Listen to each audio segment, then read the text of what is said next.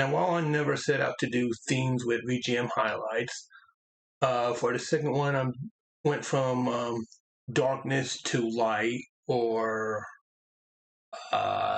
sin to repentance, or whatever you want to call it. So yeah, I'm not gonna do themes all the time, but it's gonna be one of those instances where it just sort of felt right to do that.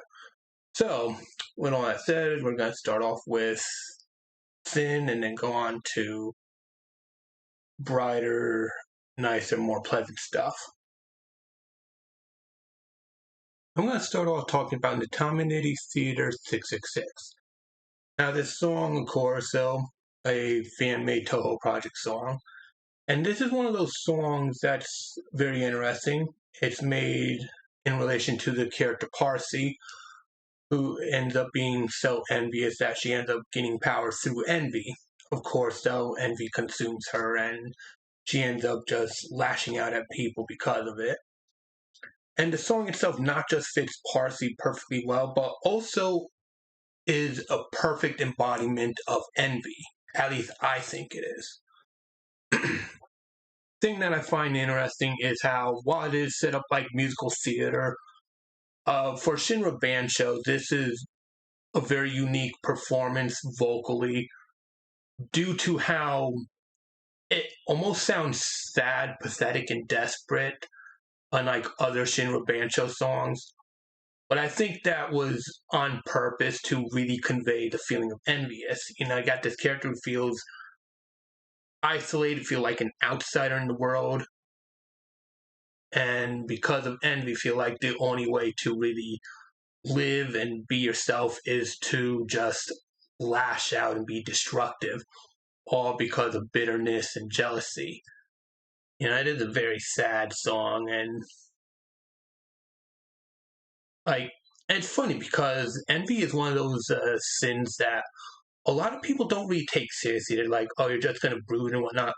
They don't think about how people would just lash out violently, the harm and destruction it could cause just because one is motivated by their own personal envy.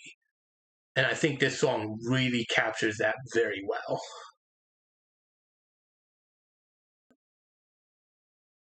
Next up is Answers from Final Fantasy XIV. Now, I will admit, there are people who have done far better analysis of this song than I can, but like I said, this is just to keep it short to say why I think these songs are great. And Answers is an interesting one because at the time of its release, the game is to Final Fantasy XIV, which is an online game. It had its problems. And so what they ended up doing is that they had to close down the servers to really fix the core problems of the game itself. And then when the game came back, a lot of people were able to, those who already had their accounts were able to log back in with their old accounts and stuff like that. Which is why I call it a bit of a liminal song in a sense, simply because of the fact that the team itself and the game was going through a transition in order to be a better experience for the players. And I think the song really fits that very well. Starts off with chanting, progressively building more and more with both the main vocals and the backing vocals, with questions about what are we doing with our lives? Why are we doing what we're trying to do? And in 3 minutes, because this song is truly a journey. 3 minutes in, well, about 3 minutes, halfway, whatever, it goes from just the usual fancy stuff into more of a rock opera sort of feel. Like guitars, drums, organs, all going together, working together to work with the voice, convey the feeling of just trying to do better, rather than stick with past failures, which really does fit with what the team was trying to do when they improved upon Final Fantasy XIV when it finally came back as A Realm Reborn, which is a fitting name for it. And then at the last minute, just pure vocal really hammers in the point of the song. What is the point of living? And what can we do for ourselves and the world? Like, that is a super condensed and overly simplified way of describing this song. But yeah, like I said, there's others who've committed to like minutes, even a half hour to talking about this song. So if you want a further deep dive, it's best to look for those. This is just me trying to give a condensed feeling of what I got out of the song and why I think it's a song worth listening to. Next up is The Name of Heaven from Guilty Gear Strive. And it's, of course, being a song that plays at the end of the arcade mode, as you can read on the side there. So this is an interesting song, not one would normally expect from a fighting game. But then again, Guilty Gear Strive does have a very interesting story. And although this song seems to be the most fitting for the Kiss family, and that includes, to an extent, that also includes the Valentines and Soul as well. For like, if you've seen the storyline, then you know what I'm getting at here. But yeah, it's an interesting song. It's basically about how, even though you messed up, if you keep going forward and have faith, you can still like make it to a better place. That's what I get out of the lyrics. And as for the song itself, I will admit, I'm not an expert when it comes to music. I will admit that. But so I don't have the right vocabulary in a sense for this. But I do want to highlight this song because I do think it's a very beautiful song. I do love the lyrics. You know, the whole idea of having faith no matter what direction you go in life, as long as you continue to progress forward. You know, that is the message of it. And I think it's a very beautiful and powerful message. Not something one would expect. Another thing I want to talk about is how like the violin, the piano, the guitar, the percussion, all like fit very well. Like, it is a very calm in a lot of parts, and in other parts it just have that very powerful rock, almost like a rock ballad in a sense. So yeah, that's why I put this one for VGM highlights, and why I think this is a song well worth looking into.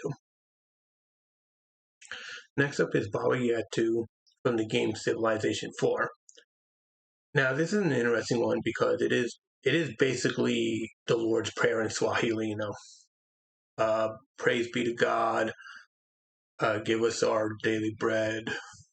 Forgive us for our trespasses, as we forgive others for their trespasses. You know, basically, God, give us our good health and peace, so we may do as we can, and stuff like that. Very simple, very nice prayer, but it isn't strictly just a prayer, because you have like good instrumentation and very well done vocal performance. They don't just shout and chant it, they sing it, they harmonize, a lot of good melody in there. Very powerful in its execution, and very, very, what's that word I'm looking for? Very motivating. You know, hearing this song gives a lot of motivation to do better.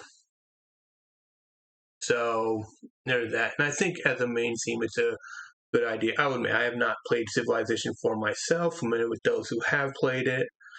And this is a song that is very well known, very well respected, even got an award, which is unusual since most tracks in video games that don't get awards outside of the gaming space. So it's good to see that.